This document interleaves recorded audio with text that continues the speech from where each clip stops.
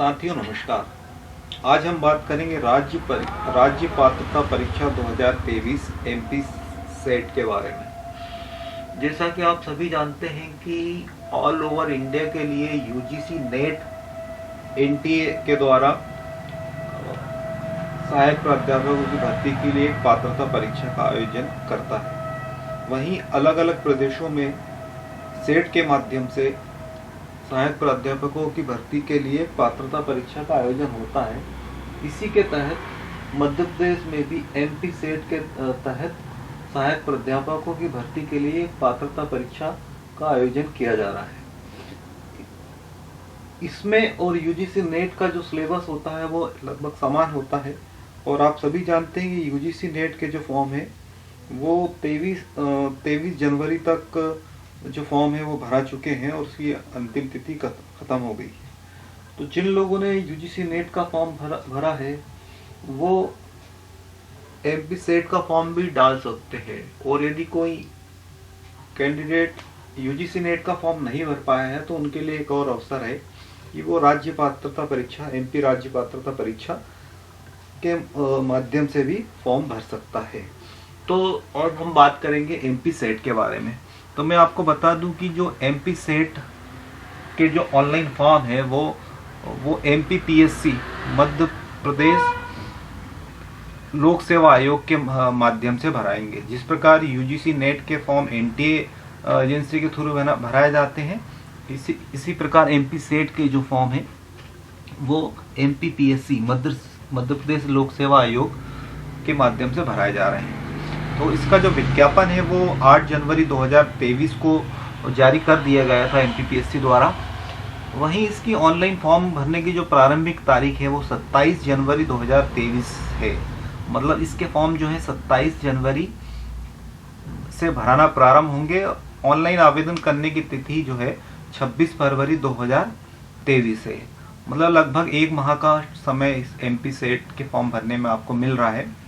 इसके बाद हम देखेंगे कि त्रुटि सुधार की अवधि जो है वो 1 फरवरी 2023 से 28 फरवरी 2023 तक है। मतलब यदि आपके ऑनलाइन फॉर्म भरने में कोई त्रुटि हो गई है तो आप उसमें सुधार कर सकते हैं। परंतु मेरा निवेदन है कि आप जो एमपी सेट का फॉर्म जब भरें तो बड़े सावधानी पूर्वक भरें ताकि इसमें किसी प्रकार की कोई त्रुटि ना हो। तो चलिए देखते हैं। इसमें जो है कि 2 प्रश्न पत्र बताया जा रहा है। राज्य पात्रता परीक्षा सेट 2022 ऑफलाइन विधि से आयोजित होंगे। मतलब कि जो इसके एग्जाम है ऑफलाइन के माध्यम से ऑफलाइन पद्धति से होंगे। मतलब कि आपको एक जो ओएमआर शीट मिलेगी उस पर जो हम गोले करना है हमको, इस प्रकार से ही फॉर्म एग्जाम हमको देना है, ऑनलाइन माध्यम से नहीं होंगे।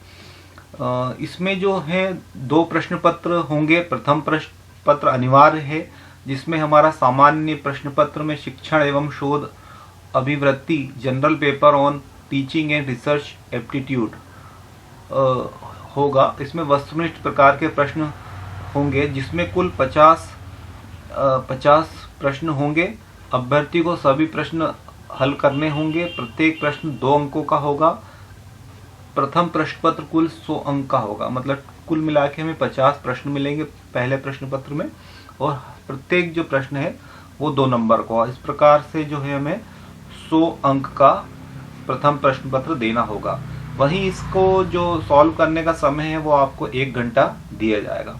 द्वितीय प्रश्न पत्र की बात करें तो द्वितीय प्रश्न पत्र चयनित ऐच्छिक विषय का होगा। मतलब जो भी विषय हम चयन कर रहे हैं उसका होगा। द्वितीय प्रश्न पत्र में कुल 100 प्रश्न होंगे। प्रत्येक प्रश्न 2 अंक का होगा। प्रथम प्रश्न पत्र पाठ्यक्रम पूर्णतः वस्तुनिष्ठ प्रकार का होगा जिसमें बहुविकल्पीय प्रश्न होंगे ना, ऑब्जेक्टिव टाइप के जो प्रश्न होते हैं। ये तो हमारे बात हो गई। इसके 2 प्रश्न पत्र होंगे। सेट 2022 जो है हेतु आवेदन ऑफलाइन स्वीकार नहीं किए जाएंगे। मतलब जो सेट के जो फॉर्म है वो ऑफलाइन नहीं होंगे, हमें ऑनलाइन ही भरना पड़ेगा।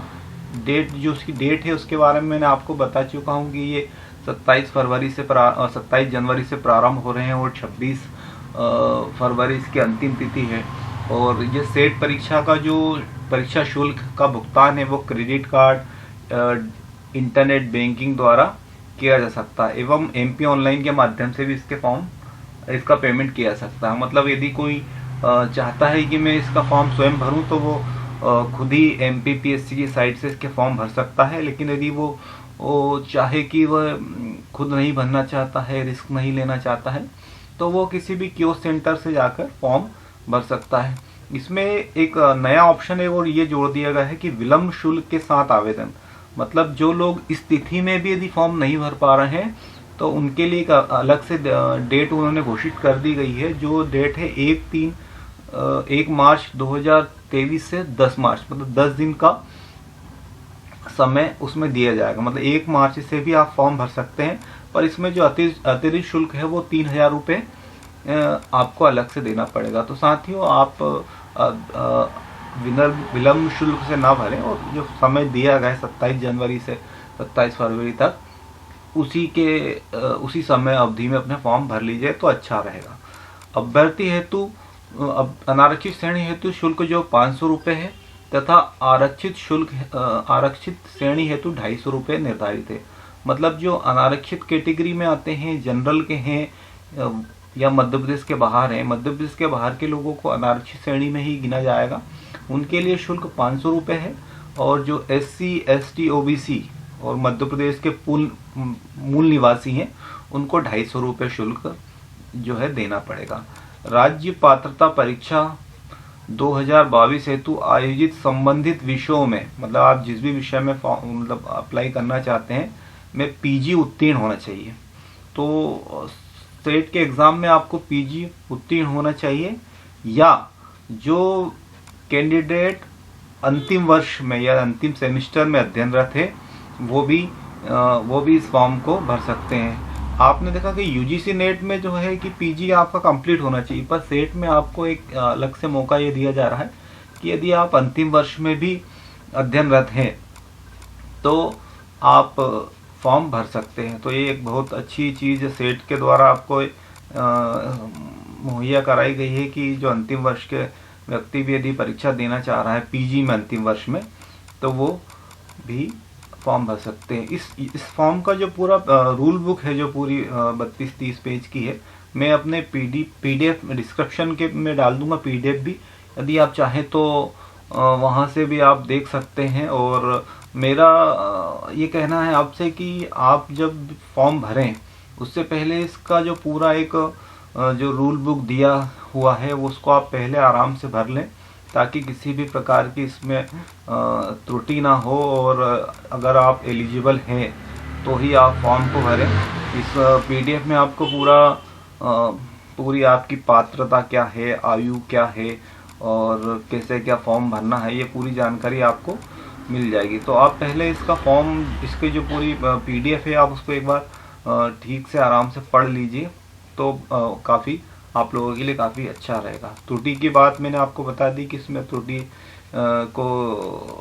का एक ऑप्शन है। आप चाहें तो अगर फॉर्म में कोई आपकी गलती हो गई हो तो आप वहां से देखकर अपनी त्रुटि में सुधार कर सकते हैं। ये पूरा यहाँ पर फिर से एक बार उन्होंने दे दिया है शुल्क के बारे में पूरा। इसमें विलम्ब शुल्क के साथ 2-3 प्रकार के उन्होंने ऑप्शन दी हैं कि अगर आप लेट भी हो जाते हैं तो 3000 रुपये है, और विलम्ब शुल्क का एक अतिरिक्त ऑप्शन और 15 मार्च से भी चालू कर दिया जाएगा, जिसमें कि 25,000 रुपये आपको अतिरिक्त शुल्क देना होगा। ऑफलाइन परीक्षा शहर की बात करें तो मध्य प्रदेश में जो इसके परीक्षा शहर हैं वो इंदौर है, जबलपुर है, भोपाल है, ग्वालियर, रीवा, सतना, सागर, उज्जैन, नर्मदापुरम यानी होशंगाबाद, शहडोल, खरगोन, रतलाम।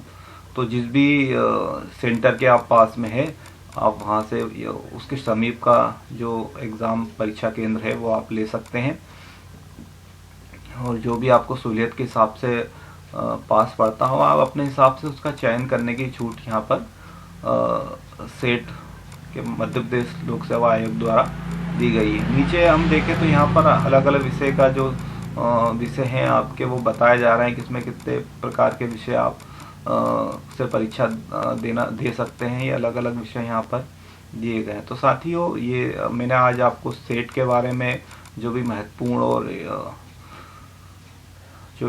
जानकारी थी वो मैंने आपको बता दी है। और इसमें यहाँ पर ये दिया है कि परीक्षा हेतु आवेदन पत्र mppsc.gov.in पर भरे जा सकेंगे। तो इसकी लिंक जो है मैं अपने डिस्क्रिप्शन में डाल दूंगा। हालांकि अभी जब आप इसको खोलेंगे तो आपको ऑनलाइन लिंक नहीं मिलेगी, क्योंकि अभी इसकी लिंक अभी चालू नहीं हुई है। 27 जनवरी से इसकी लिंक चालू कर दी जाएगी। तो आप फॉर्म तब 27 जनवरी के बाद कर सकते हैं। अच्छा, जो आवश्यक दस्तावेज की बात करें तो इसमें आपका 10वीं की मार्कशीट और 12वीं की मार्कशीट, स्नातक की, पीजी की मार्कशीट आपके पास जब फॉर्म भरें तो होना चाहिए।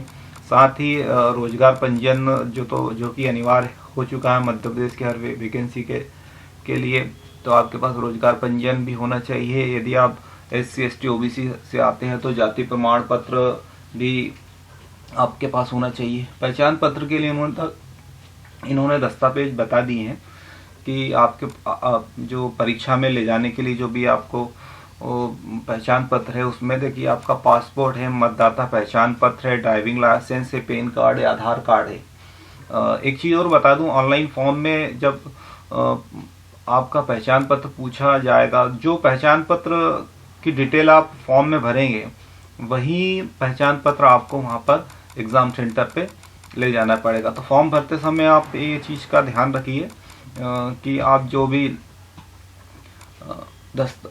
आपका पहचान पत्र बता रहे हैं वो आपको एग्ज़ाम सेंटर में ले जाना पड़ेगा। तो साथियों, ये आज ये MP सेट के बारे में जो एक महत्वपूर्ण इन्फॉर्मेशन थी मैंने आपको बता दी। और इसी प्रकार के महत्वपूर्ण वैकेंसी संबंधी वीडियो देखने के लिए आप मेरे इस चैनल को सब्सक्राइब कर दीजिए, क्योंकि मैं अपने इस चैनल के माध्यम से आप तक वैकेंसी संबंधी जो भी जानकारी आती है वो लेकर आता हूँ। तो साथियों, आज के लिए इतना ही। धन्यवाद। जय हिंद।